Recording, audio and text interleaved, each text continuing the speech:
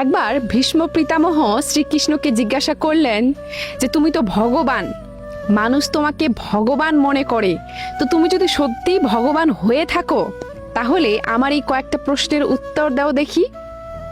বলো তো, জলের থেকেও পাতলা কি, আর এই ভূমির থেকেও ভারী কি, আগুনের থেকেও তেজ কার বেশি, আর এই কাজলের থেকেও কালো কি?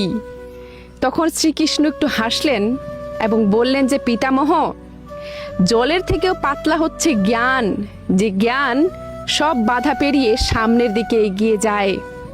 আর এই ভূমি, এই মাটির থেকেও ভারী হচ্ছে পাপ, যে পাপের বোঝা মানুষকে সারা জীবন বয়ে যেতে হয়। আর আগুনের থেকেও তেজ হচ্ছে রাগ, যে রাগ মানুষের বহু বছরের সম্পর্ককেও চোখের পলকে নষ্ট করে দেয়। আর কাজলের থেকেও কালো হচ্ছে কলঙ্ক। কাজলের দাগ তো জল দিয়ে ধুয়ে যায়, কিন্তু কলঙ্কের দাগ যদি একবার লাগে তাহলে সেই দাগ কোনোদিনও মুছে না। তো বন্ধুরা, ভিডিওটা যদি আপনার সঠিক মনে হয় তাহলে অবশ্যই ভিডিওতে একটা লাইক, কমেন্ট, শেয়ার করবেন। ধন্যবাদ।